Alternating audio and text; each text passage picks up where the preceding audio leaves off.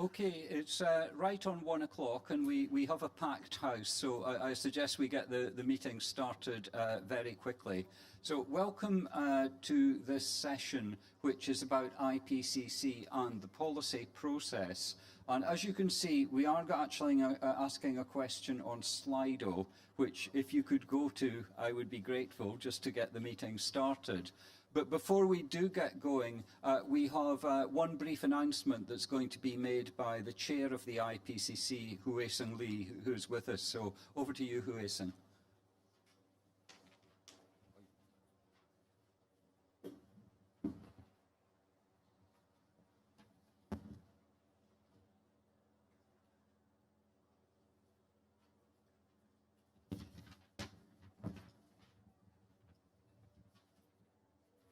Thank you very much, Jim, and thank you. I'm very pleased to announce to you and our dear audience, both in this science pavilion and online, that the IPCC is the recipient of the Sam Rose and Julie Walters Prize at Dickinson College in the United States. The Rose Walters Prize honors the IPCC's work producing and communicating scientific knowledge that is the foundation of informed and effective action on climate change. The Rose Walters Prize, this gives us $100,000 US, is given annually to an individual or organization that makes a defining difference to advance responsible action on behalf of planets, its resources, and people. The IPCC plans to use this prize money to further fund the IPCC scholarship programs, which provides scholarships for the PhD students from developing countries. This will allow them to conduct research that advances understanding of climate change risks and response strategies. Thank you very much for your attention. Over to you. Okay, thank you very much, Huesung. Now, just to get the meeting kicked off, just a couple of remarks from me about things. IPCC and the UNFCCC are bodies with separate mandates, but their histories are entirely intertwined with each other. And I think there's a slide moved on that will just demonstrate this. So this is the history, back to, the first IPCC report and the establishment of the UNFCCC in 1992. And you can see the, big landmarks about how IPCC actually led into some of the bigger developments in the negotiation process. So the first report came out before the establishment of the UN Framework Convention on Climate Change, so it was an important role there. The second assessment report in 1995 was playing into the Kyoto Protocol, which was one of the key landmarks. And then, of course, the fifth assessment report, which came out between 2013 and 2014, was that lead-in to the Paris Agreement in 2015, 6 years ago now.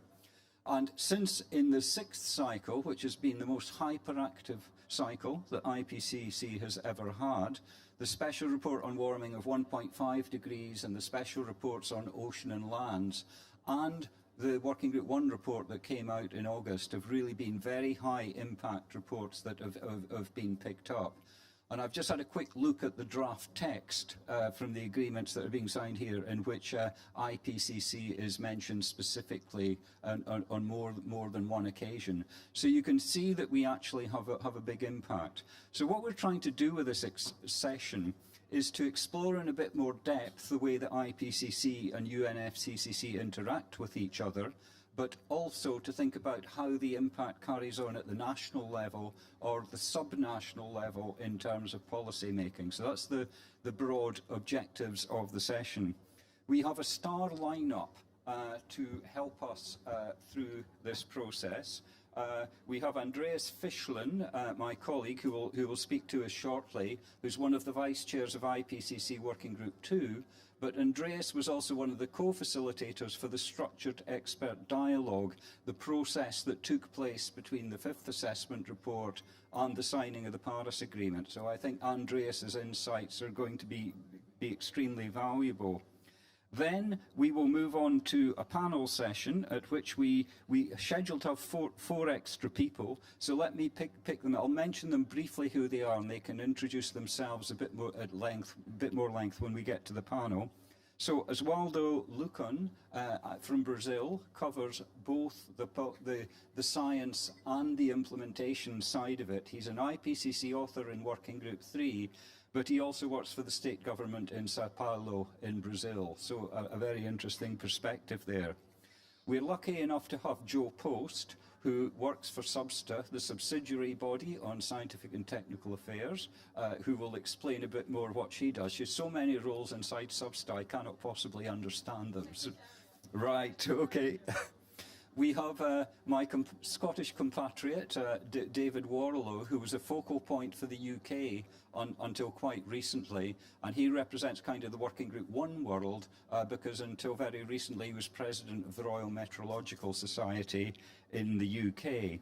And we're also hoping to get Kamal Jemoué, who is from Algeria, also a Working Group 3 author, who's had many roles with respect to the Algerian government and UNFCCC.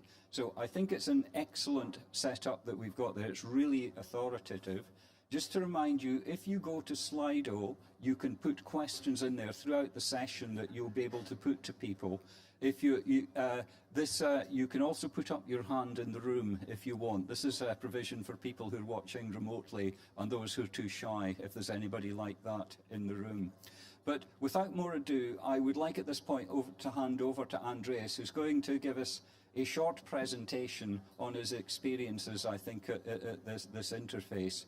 And just to say, Working Group 2 is well known for its brevity and conciseness, so I'm sure Andreas is going to keep this down to a good length.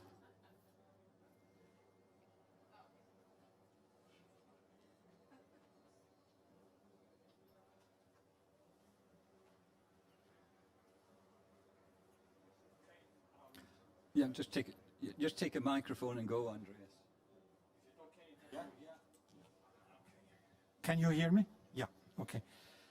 So I have the honor to say a few things before our panel, and I thought I'm going to focus a little bit on the first structured expert dialogue and the Paris Agreement. First, I want to make a few remarks. You have typically this view that we have science, and then science informs society. And by some, this is called the so-called deficit model of the science policy interface. And this has maybe sometimes also resulted in this situation, where sort of a fact-free discussion is taking place. And we have on the other end of such a spectrum, we have some of these ideas as put forward by a colleague of mine from ETH Zurich, Helga Novotny, and her colleagues, Rethinking Science, and talking about the Mode 2 society, where robust knowledge is produced through a dialogue which exchanges information between science and society.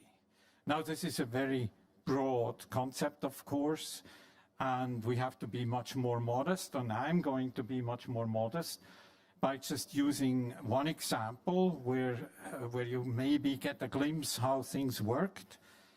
So we engaged in this structured expert dialogue. That was the first one, which we set up as a fact-finding, face-to-face exchange of views between parties and experts. And here you see a snapshot. I think it's not you, David, here at the left, but you see delegates around this table and experts around this table. And we had between 2013 and 2015, 4 meetings at 5 locations, to a total of 34.5 hours out of negotiation budget, and took place over 11 days with 60 presentations, 73 experts, and many delegates and many observers. And I had the honor to do that with my colleague Soji from China as another co-facilitator of this first structured expert dialogue. There are some elements of that which might be helpful. This is also contained in the 180 pages report we produced at the end, available from the UNFCCC website if you go at the process science. And as you can see, we tried to have only 1/3 of the time spent with presentations, but didn't manage. But at least discussions had more time than presentations, which I think is a very important cornerstone of a successful enterprise as we did then. And of course, we also looked at all the other aspects. Now, this is sort of an overall scheme showing you that this structured expert dialogue was understood as being part of a long-term iteration between UNFCCC and IPCC, because the structured expert dialogue was part of the review, the first review, 2013 to 2015 review, which was designed to take place every 7 years or when a major IPCC report comes out, as you can see there at the bottom.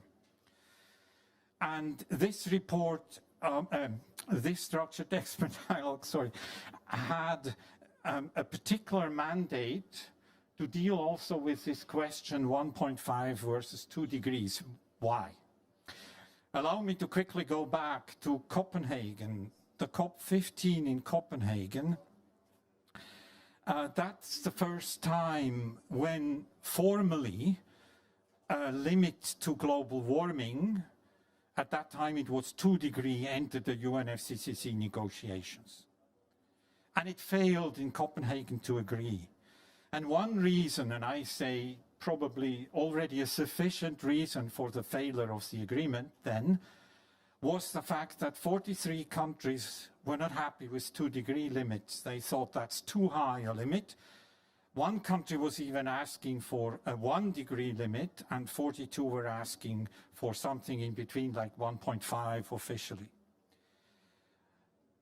In Cancun, after this sort of derailment of the multilateral process almost, when this agreement could not be reached, in COP16 in Cancun, there were the Cancun agreements reached, and the Cancun agreements, the agreement was only possible because it was decided that this temperature limit would still be part of those agreements, but the limit would not be cast in stone. It was 2 degrees at that time.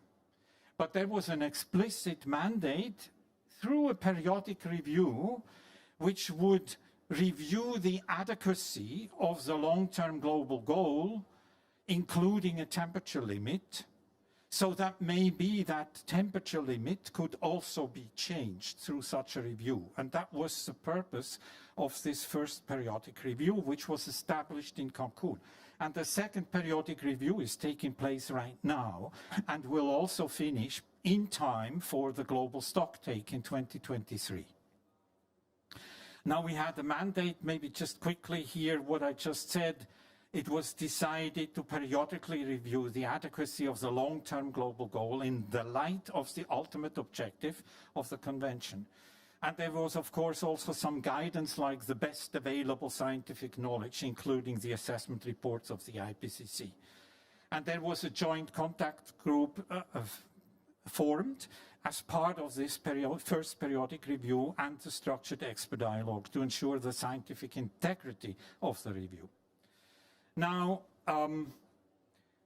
there were 2 themes which we dealt with. It's quite important. One was the adequacy of the long-term global goal, and the second theme was the overall progress made. And here we have some overlap of this first review with the global stocktake, which will more focus on a theme 2 aspect. And as I said, we produced 180 pages of a report summarizing the entire dialogues which we led. And we also came up with a summary, a technical summary of about 30 pages and something, and also with 10 key messages. These are the 10 key messages to which this boiled down. One was, is a temperature limit even useful to inform policy making? We decided yes, it would be useful. And ended with this tense message saying while the science on the 1.5 warming limit is less robust, effort should be made to push the defense line as low as possible. That's also which led to the invitation of the 1.5 report to IPCC from the UNFCCC in Paris.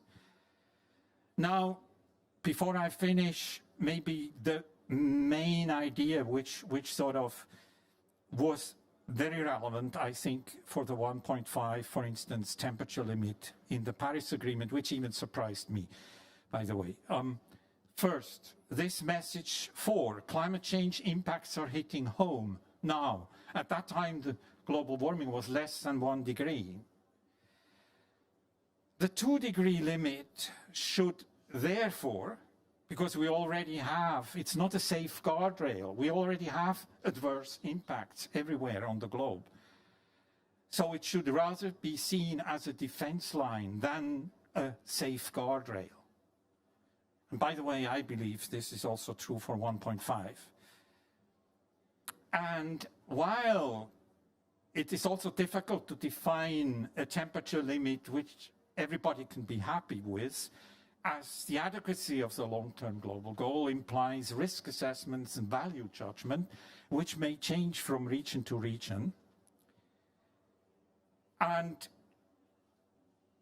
as we already have to expect, and at that time the science was really less robust, that the more warming we would allow, the higher the adverse impacts would be. This sentence says effort should be made to push the defense line as low as possible, which I think has lots to do with what we find in Article 2 of the Paris Agreement. And this was also, of course, informed by message 8, the world is not on track, which is still true. Limiting global warming to below 2 degrees was at that time considered to be still feasible. Whether it's still, that's another question, which needs to be addressed by the current structured expert dialogue, I guess. We also defined imperatives of achieving the long-term global goal, including a temperature limit, like a global carbon budget was explicitly defined and assessed quantitatively. And of course, this all led to the Paris Agreement, as I said before, and I stop here. Thank you.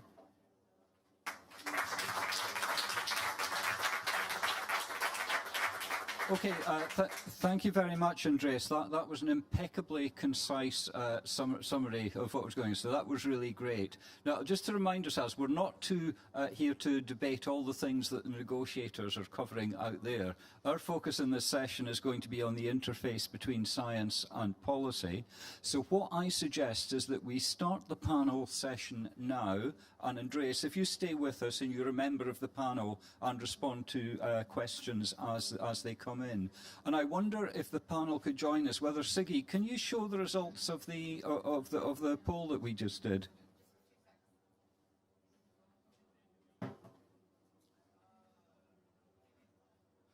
Everyone is in the middle. Okay. There is no one in the room who knows everything, and there's no one in the room that knows nothing. I think that is a comforting place to start from, from our discussions. But that was just to help to let you know how to work with Slido. So I wonder if the panel could join us on the seats. I think we have enough people. We have Oswaldo Lucan, Joe Post, and David Warlow with us.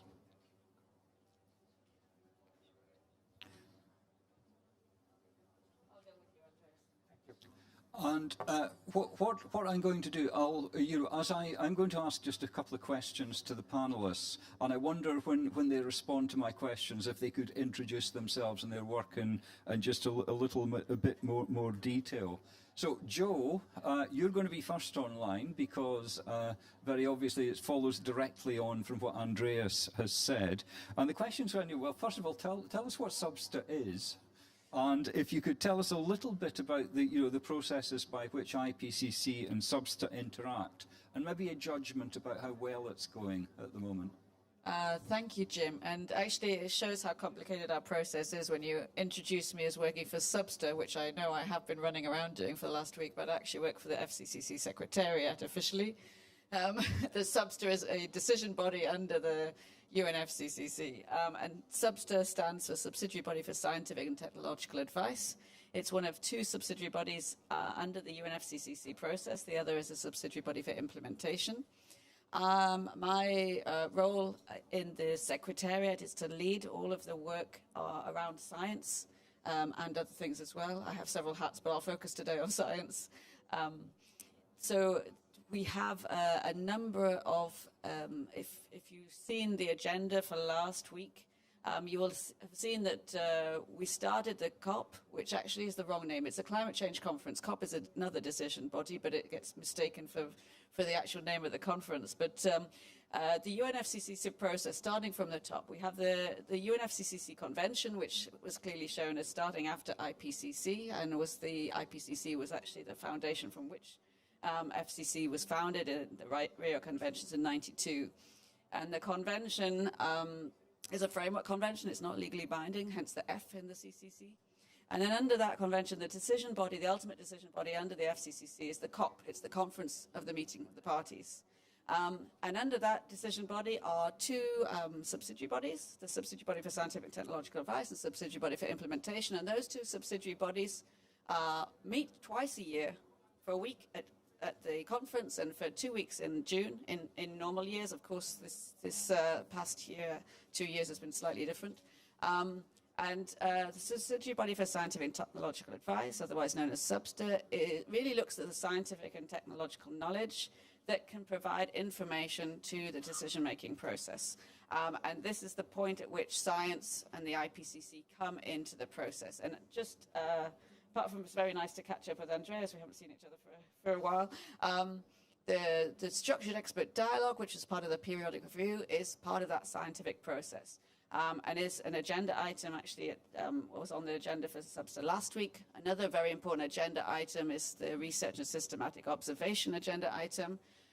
And it's the point at which we interact very closely with the IPCC colleagues, and the information comes in and is decided upon within that agenda item. And another very important space, and a really important space, and it can't be overemphasized, there is a number of mandated events in the science work. The Structured Expert Dialogue, for one, under the periodic review. We have a recurring research dialogue and a recurring Earth Information Day. Research dialogue normally in the summer session, Earth Information Day in the winter session. And then, of course, we have, very importantly, IPCC Substa special events when working group reports come, or when the IPCC reports come out. And we had one last week, specifically. Valerie was very hard at work, and other authors from the Working Group 1 report. And we had a special event on the Working Group 1 report last Thursday morning. So we have mandated events, which are the spaces in which the science policy discussion can take place. Then there's the agenda items, which are the points at which the parties discuss the outcomes and feed that into the outcomes from the sessions, which really inform ways forward. And I hope that's given a reasonably good explanation of what we're all here for. I think we live a lot in an acronym soup here. So I always try and spell out the acronyms when I first start talking, but if I get carried away and lost, I think feel free to stop me and ask. Yeah. Now, Joe, you deliberately ducked my very last question, which is, how well is it working? No, I just, okay. How well is it working? That is a very subjective question, which the Secretariat, of course, doesn't provide subjective answers to. I think, I started that answer and then sort of got sidetracked. I think it cannot be underemphasized how important science policy dialogue is. Even prior to my position here at the Secretariat, I worked in the science policy interface, and we all know how we look at the Convention of the Paris Agreement, it has to be based on the best available science, and that dialogue is extremely important. There's always space for exchange, and I think, and space for improvement, and I think it has worked well, continues to work well, but there's always space for improvement. And we have also meetings between the Substa and the IPCC every year, which is called a joint working group meeting, where we discuss how to improve that. And I think colleagues in the room from the IPCC and the Substa also wish to strengthen that engagement moving forward. Yeah, and I know from my personal perspective that is really useful. Andreas, did you want to? Very quick answer to your question. It works the better the more it is a dialogue. Yeah, good point. Okay, I'm going to move on to the panel. I'm going to move to Oswaldo now, just to put a point. I mean, the motto carved on the heart of every IPCC author is to be policy relevant, but not be policy prescriptive. And Oswaldo, speaking from your perspective as kind of on the policy advice side with the state government in Sao Paulo, how useful do you find IPCC's work, and how does it come in at the subnational level? Well, thank you. First of all, I would like to thank very much the panel for the latest quarter century to which I could contribute. And I've been working for 30 years to a state government, and from the last 20 years or so for networks of subnational governments. So the story is pretty much straightforward, and it mingles with my personal story. At the IPCC, I started doing supporting greenhouse gas inventories. Then I went through another report of greenhouse gas inventories as a coordinating lead author. Then another one about renewable energies and sustainable development. Another for buildings, and now I'm in the urban settlements. Let's read as cities. So it's all related to what is, let's say, below national governments, cities, provinces, cantons, states, and all that is not a party to the UNFCCC.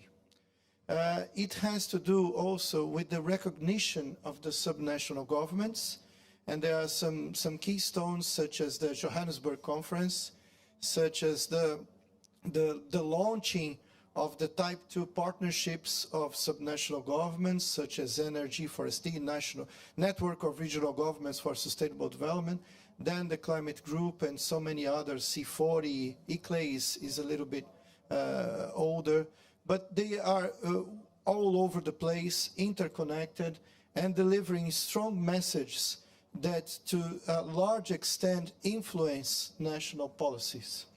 Another keystone was let's say, the crumbling of the top-down architecture of the climate negotiations after Copenhagen, and the bottom-up, let's say, pledge and review policies that built up after the Paris Agreement.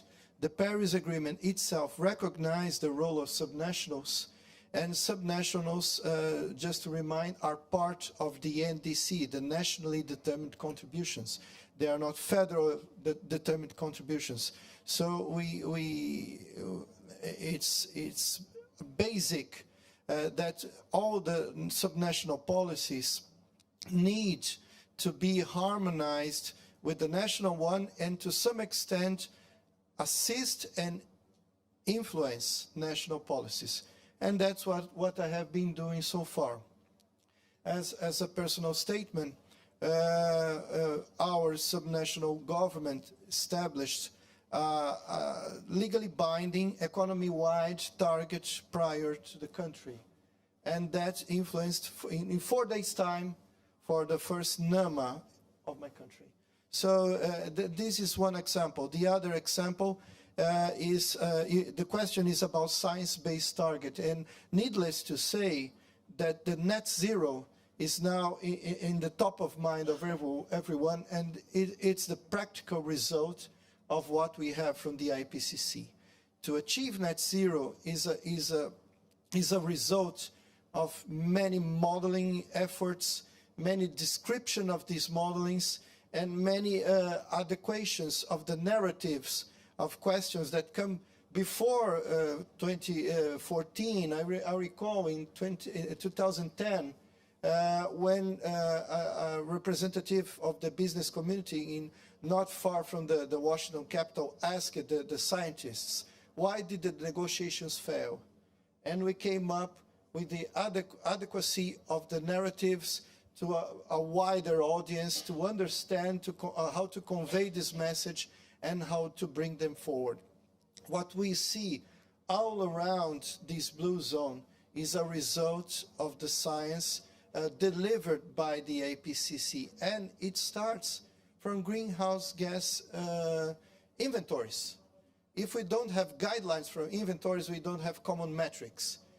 From that, we have models, and we have also simplified models, which we can call tools, that now are within reach of any subnational government, not only to play with, but to have a feedback effect in describing policies and measures that will not only contribute to the national ones, but also act as entry points for new policies, new technologies, and new narratives in terms of behavior and lifestyle. Thank you. As Waldo. Could I now move on to David Warlow? And David, maybe if you can just say a few words about yourself. But David is a scientist who's worked for government for a long time. I think the big qualification, he's seen the IPCC right from the beginning. And so we've got a kind of homework question for you to follow up on, which is how could IPCC make itself more relevant? Yes, thank you, Jim. Yes, I've been to the first working group meeting of IPCC, which was in 1990. And it happened the same week as the Hadley Centre, which many of you will know about, was actually opened by Mrs. Thatcher. And I remember there was a whole lot of hassle trying to organise both the IPCC meeting and this initiation of the Hadley Centre. But that's history. So I've been involved with the IPCC right up until, well, actually this year in various ways. And so I saw firsthand how much the IPCC's work fed into policy and has affected the work of the convention, and people have already mentioned that. But I would say two things about that before I go further. One is that you know you're on the right track when people try to stop you. So there was lots of people trying to stop the IPCC from delivering or undermine it or destroy its reputation, whatever. But the other important thing is that the IPCC was where science was accepted by all governments. So when we come to this process, we can't say, well, we can't argue over the science because we've already accepted the science. The issue then becomes, what does the science mean for us in terms of action? And that's the distinction. Now, I've been asked to say, what can IPCC do to become more relevant? And I thought, well, this is a trick question because it is obviously pretty relevant already and has shown itself to be relevant. But I have had a little bit of think about that, and there's a couple of things that I would just maybe raise which might be subject of a bit of discussion.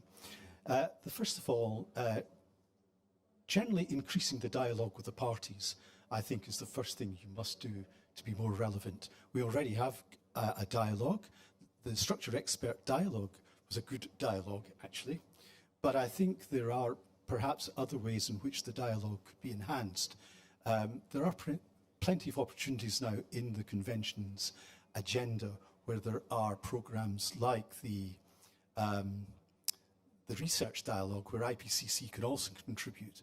And there are opportunities for parties to make statements and request the IPCC for advice. And if you look back through the history of the interaction between the two, there have been some very notable occasions when there have been formal requests from the parties to the IPCC to produce particular reports or provide particular advice. So that's the first thing. One of the things that I've been thinking about is what happens in between assessment reports. So we have these major assessment reports, and we're in the middle of one now, which are appearing on a sort of 5 to 7 year time scale. Now, 5 to 7 years is quite a long time. It might be almost the life of two governments, actually, if you think about it. In many countries, it's at least one government anyway. So a lot of things can happen. There's so much science being done now. Every year there are huge numbers of papers, and the climate is changing. So the question is, are we tracking this in an appropriate way in the intervening periods, in a way which has I mean, a number of organizations do this sort of work, like tracking global temperatures, for example.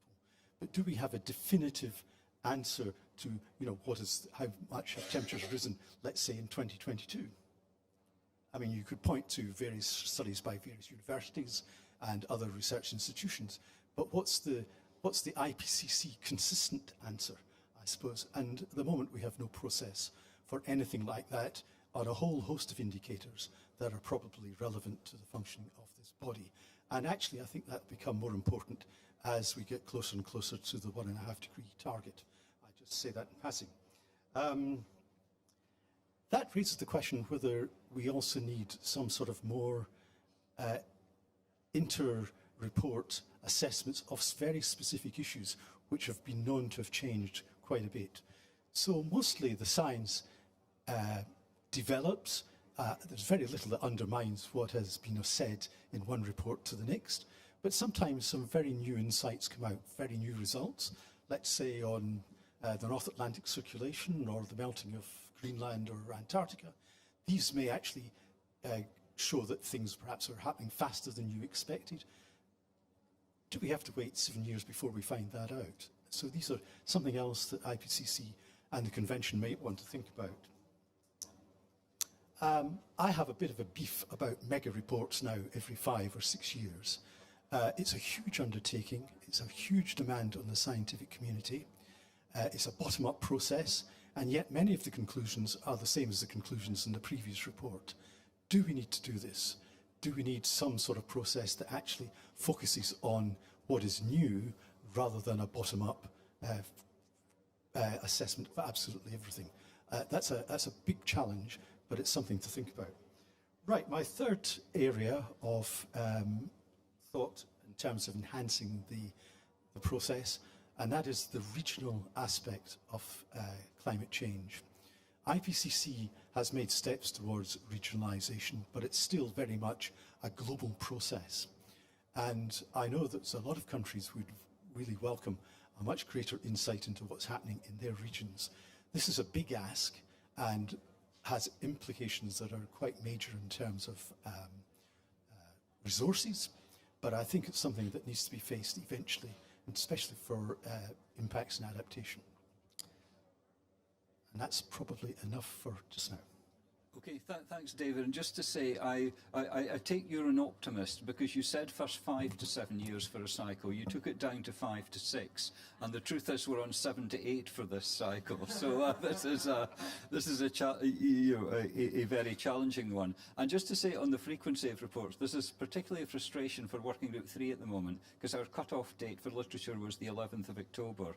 And so many things have happened since the 11th of October. It's quite a challenge how to handle that. I've got one more before turning it over to you, to the people who've come to the room. There's one more question I'd like to ask for everybody. I'll just go around the panel on it, starting in the order in which people have spoken. Does the UNFCCC and do governments get enough out of IPCC? Could they get more out of it? And I'll start with Andreas, then Joe, then Oswaldo, then David again. I don't think that the UNFCCC does already enough. As I understand, the UNFCCC has even considered to stop the periodic review, for instance. They couldn't agree, and therefore we have a second round. I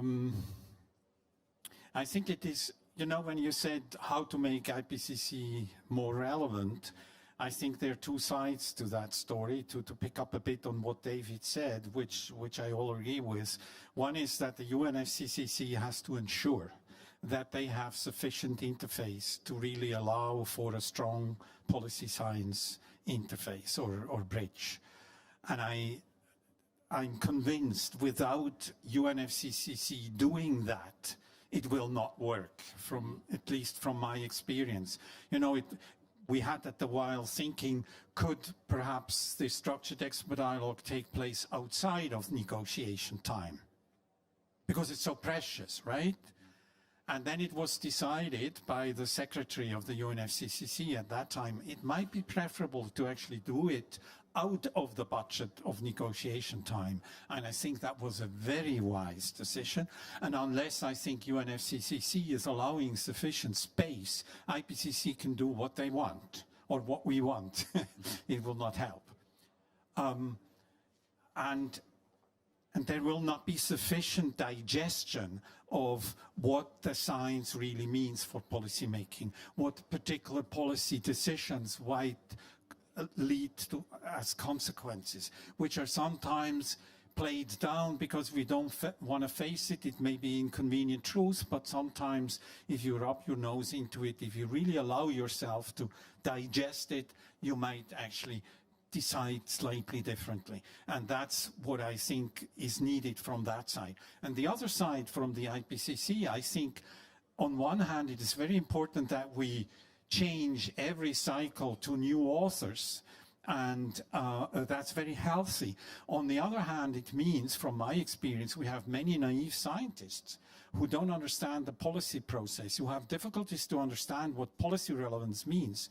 And that is a particular challenge when it comes to those 5, 6 years or 5 years, if we would like to be in sync with the stock take from now on, which I consider a huge challenge, which might actually reduce the relevance of the IPCC, just because it is so difficult by the scientific community. You know, I have been working for 17 years within the Swiss delegation as a policymaker, sort of, and I have learned to know both hats as a scientist as well as what it means to be a negotiator. And it is so difficult as a scientist first to understand what negotiators are doing, and you think it's silly or whatever, why is it going so slowly and so on.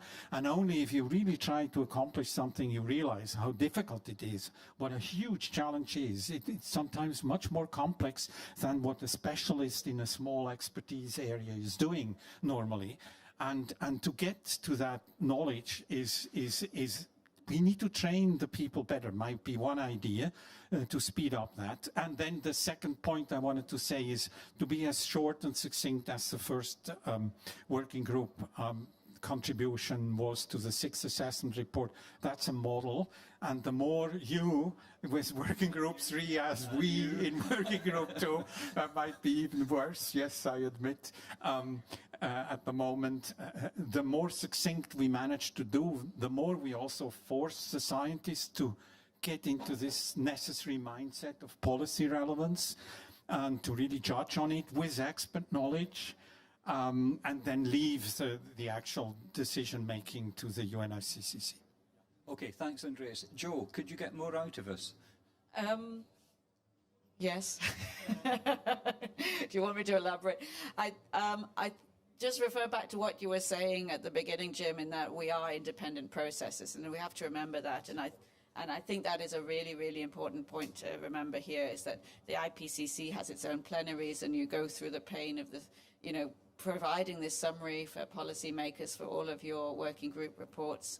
And so this information comes to the UNFCCC already agreed, your policy relevant, not policy prescriptive situation, and that there is a summary for policymakers that's been agreed by policymakers in an independent process, the UNFCCC process. So I think we definitely need to talk more about how we dialogue those things much more clearly and bring that information as much as possible into the process. And we're always short of time, and Andreas is absolutely right. I mean, 2 weeks, twice a year is not enough to get the massive amount and increasing amounts of information into the process. So I think we need to think quite creatively how we manage that moving forward, as well as think about, you know, we know that the global stocktake starts here at COP26. It's going to be a very challenging process for everybody. I think it's quite underestimated at the minute how that will look. And I think I urge IPCC to think how it works. The ARC works for the first global stocktake, but if we're on these mismatched cycles, that will be a challenge, and maybe there's an opportunity in the 7th cycle to think, can we provide just the latest information for global stocktake 2? So that's really some of the I'm asking more questions than answering, I know, but that's our role as the Secretary. But we will find a way, and we're open to coordinating as we move forward. Yeah, and of course IPCC assesses science, and you have mechanisms for accessing the science directly and going around IPCC in one sense. I have one more point, actually, Jim, which is worth thinking because of the strength of the regional information in the working group 1 report, that there are, we are a Secretariat, we're not an implementing agency, but we do have these opportunities we call regional climate weeks in different regions that are set up. And I think there's an opportunity there to bring the regional information to those different regions, as you were saying, and I think we should look at all opportunities for dialoguing at an international and regional level. Yeah. So. Okay, Oswaldo. Thank you. Well, very frequently we ask ourselves if we should be issuing a thick brick of information every 7 years, or if just an update would suffice. But as a sort of boots on the ground person, I know that the IPCC, these large reports, they represent a stronghold of science. They represent the endorsement of all that has been compiled by a neutral, and the neutrality of the IPCC is very frequently challenged by fake news and all sorts of information everywhere. And one of these thick bricks earned the Nobel Prize many years ago. And if we had just the first report and some small updates, that strong message would not have been conveyed. Also, we have some challenges ahead, not only the policy challenges, the challenges of the UN system as a whole, the challenges of digitalization, the challenges of pandemics, the ending cycle of the SDGs. So we are all the time asked how we're going to respond to those questions and frame all of them as a whole. Where if we had just published an update, for instance, on pandemics, on COVID-19, it wouldn't have the same effect, wouldn't have the same impact, and the IPCC would not be considered as such, and the whole negotiation process will not have this strong endorsement by science that it has now. Yeah, thanks, Oswaldo. David. Yes, thank you. Well, I mean, it's very clear that it's probably impossible for the convention to make use of all the science that comes out of the IPCC report because there is such a huge amount. And you're always trying to judge what is the most significant thing that the convention needs. But I think there's another aspect to this, and that is that the IPCC doesn't just speak to the convention, it speaks to all sorts of sectors, international bodies, the civil society, the private sector, individual governments, and so on. And its impact on the convention is often mediated through these other routes. And I think that's actually extremely important. And I think maybe it's the interaction between the IPCC and some other bodies that might be worth developing further, not just on the convention, because the route into the convention might be through, let's say, the IMO or ICAO or something like that. Okay, thanks, David. Well, I mean, thanks to everybody answering very concisely. We've created quite a lot of time for questions from the audience or questions coming in online. So at this point, you know, the floor is open for people to ask questions. Yeah, I got one in the front row, one in the second row there. Yeah, Siggy's got a microphone coming. Yeah. Hello. Oh, thank you. I'm a PhD student in the University of Lisbon, specializing in climate policy making process. And regarding the IPCC reports, which I believe are key source of data to develop sound and adaptable policies regarding climate change, I have found that there is a lot of what I call policy ignorance that is created within the policy-making community. As we may know, the policy cycle has different steps and different phases, and one of them, which is the most essential one, but the most ignored one, is policy assessment one, in which, in theory, institutions and governments should be assess and evaluate the progress of their policies in order to understand what went wrong and what went good in this sense.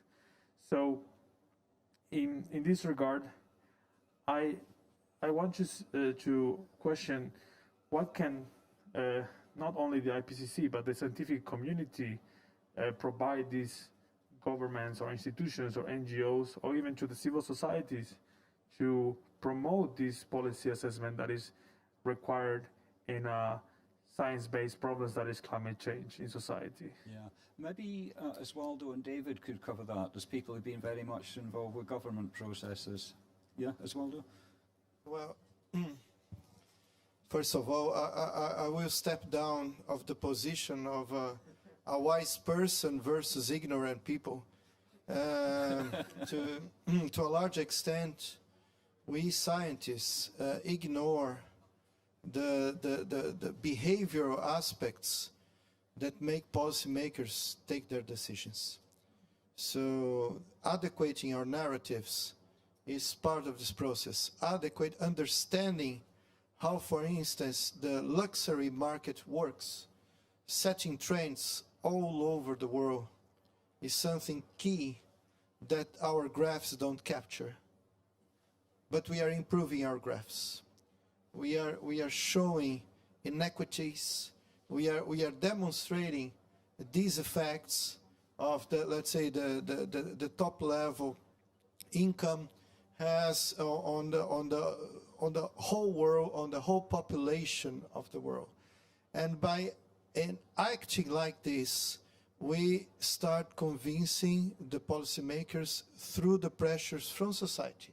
So we are adequating our narratives to what society understands, to the basic message, and to what gets to their guts, the type 1 decisions that we've been discussing for so long. So it's part of the process, and we scientists are still ignorant in this field, and there's a lot to learn about.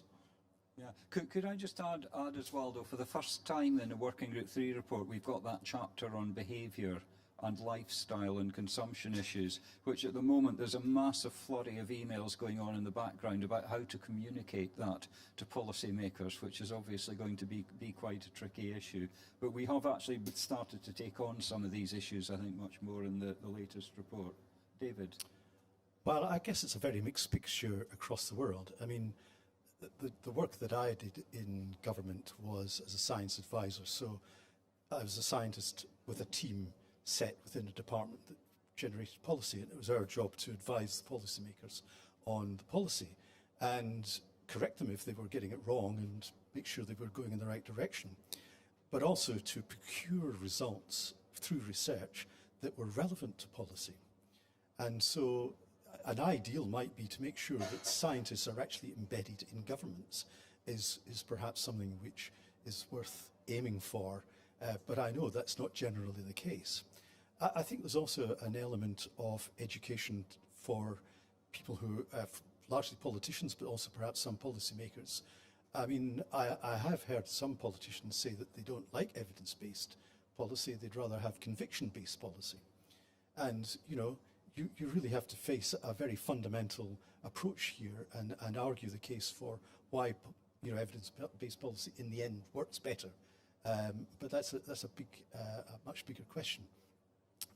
So I think, yeah, I think I'll probably stop there. But Yeah, I think Joe wanted to come in as well. Yeah, a reflection on that, actually, in that I think it's worth remembering the Paris Agreement started in 2015, and that was actually a paradigm shift for science.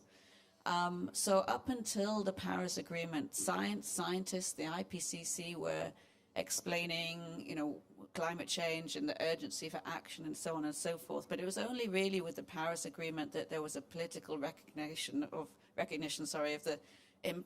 the action needed.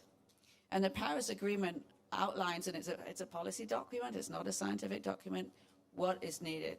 And there's a temperature limit, there's a mitigation limit, adaptation limit, so on and so forth, and the global stocktake, of course. And so since Paris Agreement, and it's not really very long times in terms of IPCC cycles, it's this IPCC cycle, there's a need now for research and science, and bear in mind that the IPCC's assessment of that science, not the science itself, to respond to this paradigm shift and to respond to these big questions that we really need to start answering, that involves social norm change, that involves thinking about political process as part of the research, that really moves us towards this transformational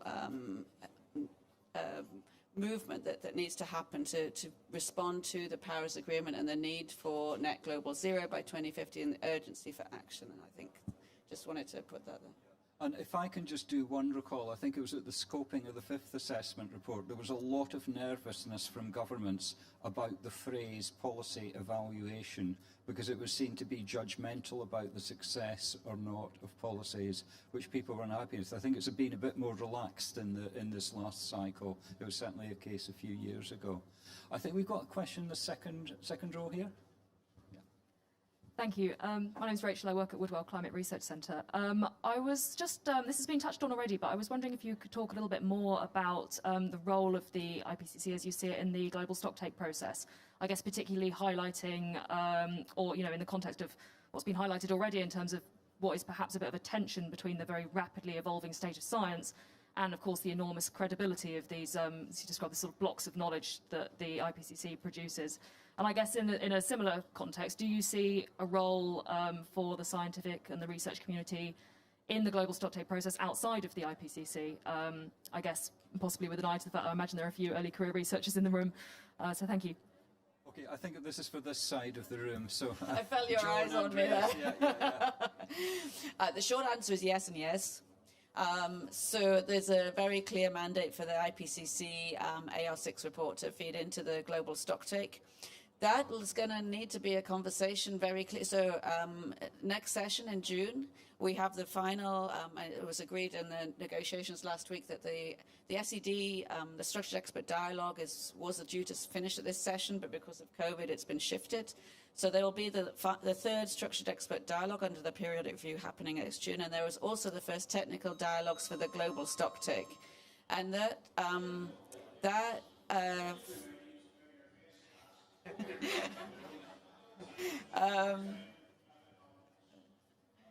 he's always very friendly when he gives the reminder. So, but there's a very clear mandate for the AR6 to input into the global stocktake process, so that they will be part also, colleagues will be part of the Structured Expert Dialogue discussions as well as part of the technical dialogue discussions. There's more detail about that within the web page, but I won't go into too much detail of the procedures of the global stocktake here now. But yes, and in terms of involvement of young career researchers, I think that is super important. It's a topic that comes up a lot under the research dialogue conversations, as well as it will be an important part of engaging with youth and other sort of wider engagement moving forward in all of these dialogues. So I would encourage young people in the room to get involved and to really try and be a part of this process. Yeah. Did you have anything to add, Andreas? Not much, except yes, I will also say yes. I just have to maybe add also there are problems or limits, you could say, to that. For instance, the global stocktake wants no finger pointing, if I may say it very simply, and wants to emphasize the global view. So also the scientific community, the research actually is there, which would allow to say how much progress an individual country made, for instance, in terms of emissions, in terms of meeting the need to reduce and so on. And in as much as the UNFCCC is really willing to pick that up, I think that's an issue. But that's up to the UNFCCC to decide. And that's why I think the structured technical dialogue may actually be even more limited than the structured expert dialogue, which has in that aspect more possibilities. Also, it was explicitly decided that there should not be an overlap between those two. So the theme 2, which in the first dialogue was fully in our domain, is now sort of removed from the domain. So this is an issue one should be aware of, but that's more on the side of the UNFCCC. On the side of the IPCC, because I'm also of the view we need to keep those two separate despite engaging in an intimate dialogue. and that's a bit the risk to confound these things. We need to stay separate. That means do your research, excel in your research as a young scientist, and if you can contribute to IPCC, do so. And I think, oh yeah, David, then I'll say something quickly. Yeah, I'll just add one thing. You know, I mean, I've not close to the ideas around the stock take, but the stock take is about what countries do. And one thing IPCC does not do is deal with countries specifically. And I think that's a big challenge. So it has to be a separate process, I think. Okay, and just to say, in terms of the technical dialogue, it's actually being co-facilitated by one of the IPCC authors, Harold Winkler from South Africa, and also Farhan Akhtar from the US, who represents the US with IPCC. So quite big ties. Now, I've got a question coming from Jessica O'Reilly at the rear, and in case she doesn't admit it, I'm going to say that she is mandated to study IPCC and how its reports are produced at the moment. Yes, hi. I was going to admit it. I'm an anthropologist studying the IPCC as a cultural group. Thank you for sharing your expertise. One thing from where I've been observing is AR6 seems to be promoting itself as more solution-oriented as a cycle overall. And we see this in Working Group 1 with a little more regional focus, with integration among the working groups stronger than ever. This diversity in Working Group 3 and Working Group 2 chapters. I'm wondering how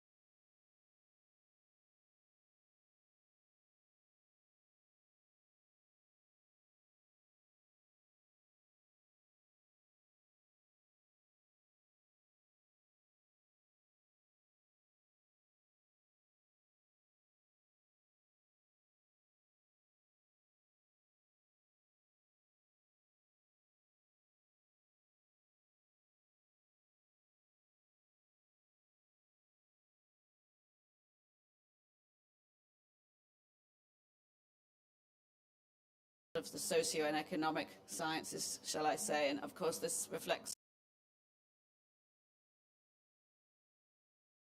on moving parties. This is something that we need to make them aware of, but then of course it's up to them how they reflect that in their decision-making process moving forward. I think that's all I can say to that. Yeah, I mean, maybe I will give one response to that. I knew a British civil servant who commissioned a lot of research, and it was nothing to do with climate change. It was in social policy, labour market policy, education. And he said he'd spent his entire career encouraging researchers to say it a different way. And how it's communicated, I think, is going to be just a very critical part of that message. So, Jessica, once the report is out, you can interview me and I'll say what I really think. So there we go. yeah, as well, though, yeah. Very briefly, Jessica, now I'm working in the, let's say, cities chapter. And the urban settlements aggregates transport, industry, and buildings, and many other chapters as well. But we deal in a systemic way. And our big challenge is how to make this, how to adequate the still few parameters we have in order to have better statistics that reflect numbers that the number of people, mathematical people, wants to see, and how to adequate the texts, the narratives of the social science in order not to become a simple textbook. So that's a major challenge for us. And let's say the outcome of this clash of perspectives comes in the iconic figures. we've been spending the last 4 weeks mostly every day discussing 2 or 3 figures in our chapter to resolve this question. Yeah, and great sympathies for it, which we get dragged into at the technical support unit as well. Right, I understand we've got a few questions online, and Ala, if you want to bring it one at a time, maybe. Yeah, sure. Thank you, Jim. I've got a question on education, which is the most voted question on the online poll now. How could the IPCC become more educational based? As a climate scientist myself, I can relatively easily understand the reports. However, this may not be the case for everyone. So the question is, what is or could be the role of the IPCC in educating all generations?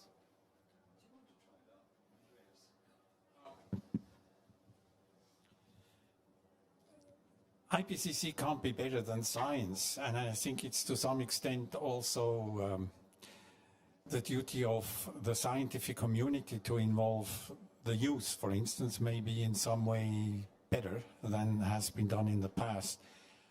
Then a strength of IPCC is at the same time its weakness.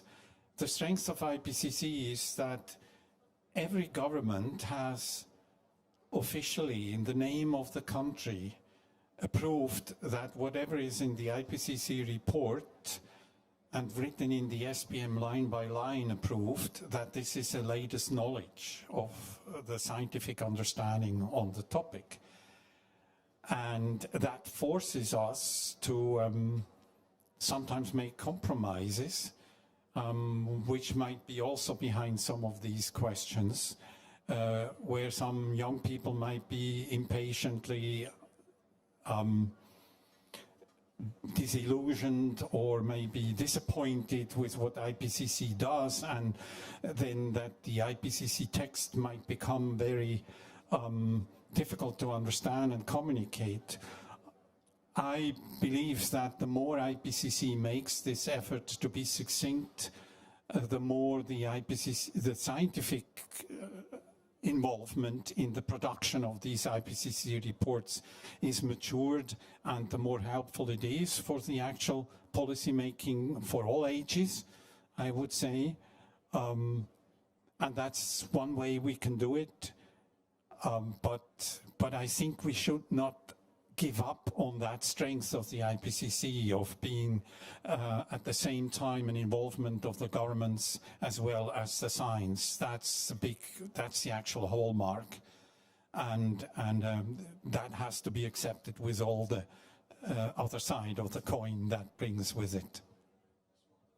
Yeah, very briefly, the IPCC works within, let's say, strict boundaries, but there are some other reports, such as the Global Environmental Outlook of UNEP, that translates many of the messages we got from the IPCC, and they convey this message to business, to the youth, to traditional societies.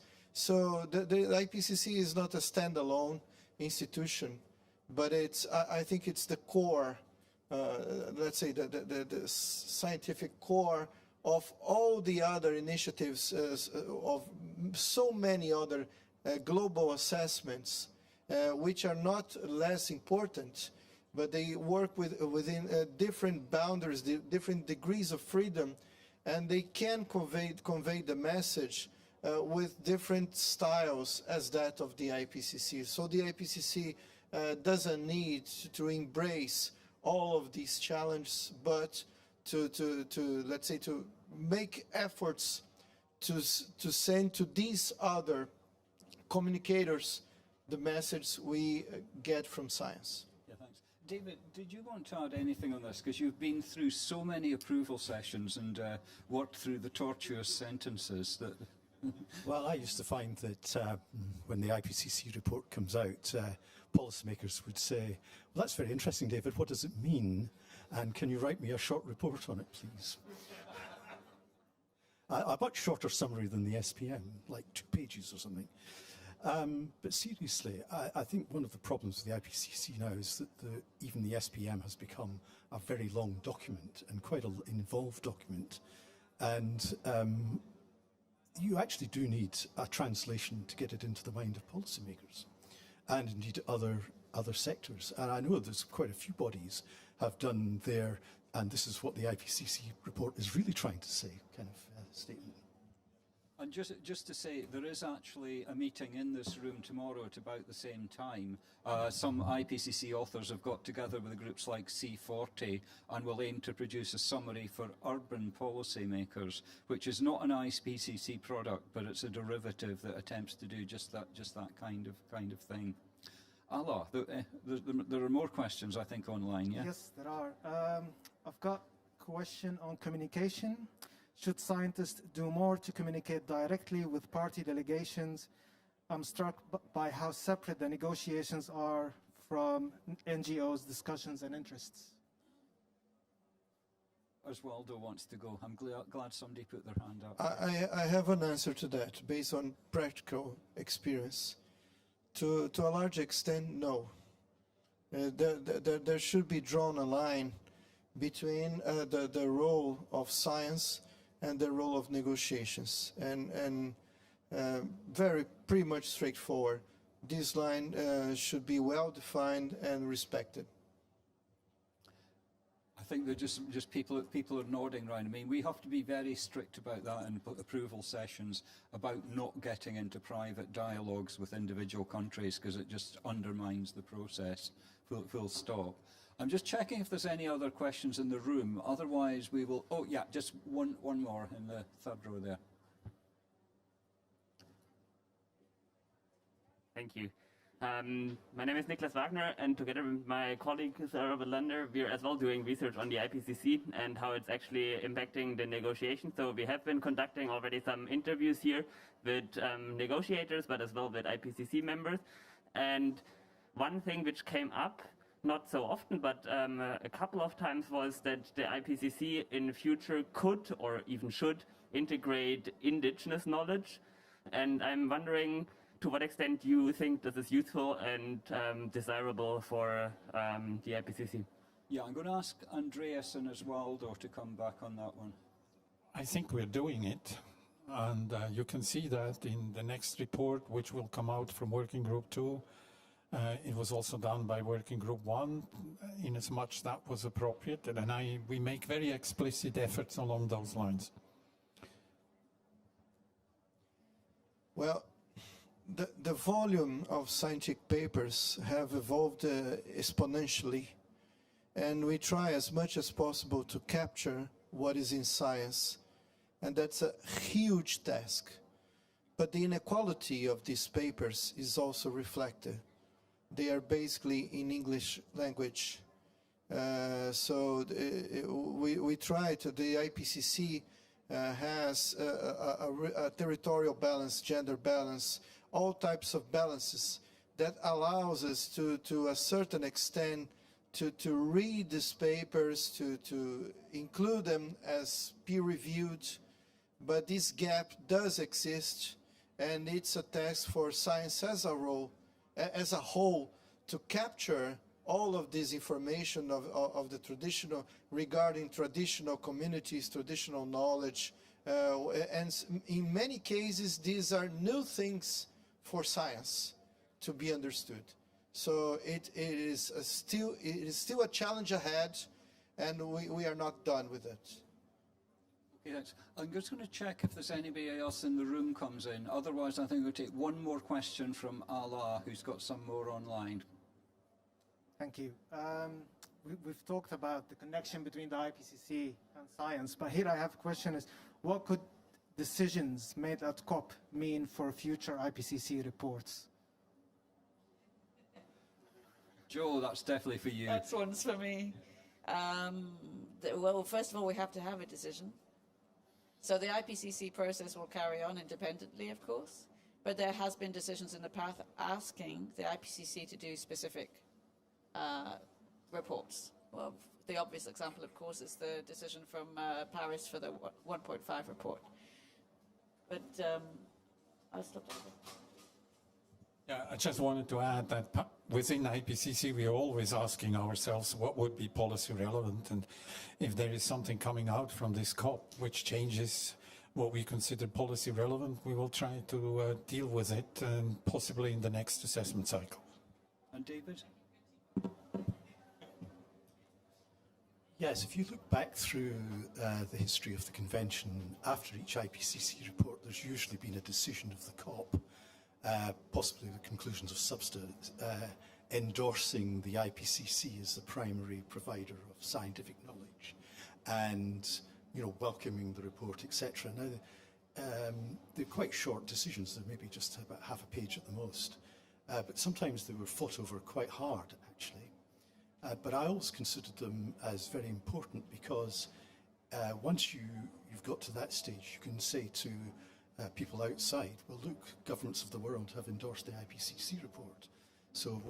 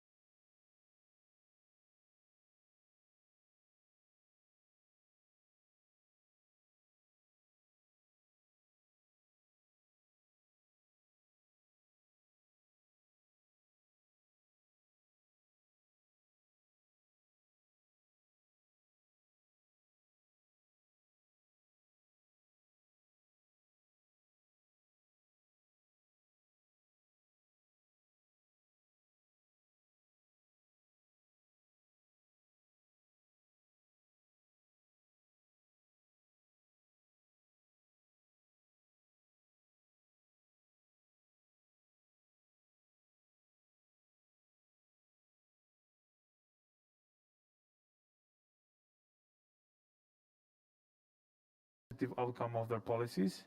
So in this regard, how can scientists and policymakers? Yes, thank you.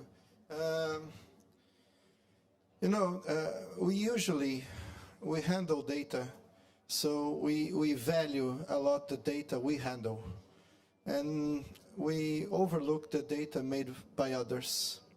So if the policymakers, they are able to handle the data, and it doesn't need to be a PhD student. I very frequently give speech to 13-year-old children, and I show these tools, such as those Climate Interactive, by which they play games of being part of a region in the world, or being in charge of a certain technology or a certain policy. They are online, interactive, and they can play and discuss on how to reach 1.5 degrees. And the responses, the answers of these children is remarkable. It's staggering to see the level of understanding they have of the let's say, the results of data, the database they can handle. And the policymakers also, let's say, local level, national level, if they have the tools of their own, and when they challenge, the graphs respond to it, they will feel empowered, and they will respect more the complicated graphs that we published in our reports. Andreas, as an author? No. Okay, I'm seeing no take-up on this for this final, so you finished us off as well, though. So just to say, I think we were a bit nervous about this session because it was very process-oriented in a sense, but it's turned out to be quite lively, and I think there's quite a lot of useful insights have come out of it. They're going to be helpful, and helpful for Jessica as well, perhaps, in completing our work. We have had a lot of questions from media, looking for IPCC comments on what has been going on here at COP and the outcomes. And we always have to push them back because of our role and say we're not a 24/7 news organisation that responds in that kind of way. But in fact, I've just realised we are a 24/7 organisation because we produce 24 chapters every 7 years, and that's how we managed to do it. So I'd like to finish off by just sort of thanking everybody for this session, everybody's involved. I'd like to say, actually, that there are 2 members of the Working Group 3 Technical Support Unit that have been holding it all together. Sigourney Luce over there, who was mocking the microphone, but has done much, much more in the background, and Ala Al-Kurdaji. And they both took the Caledonian Sleeper up from London last night just to be here for this meeting. Thanks to the Secretariat for helping us host this. And finally, big thanks to the panellists and the speakers. So a big round of applause for them all.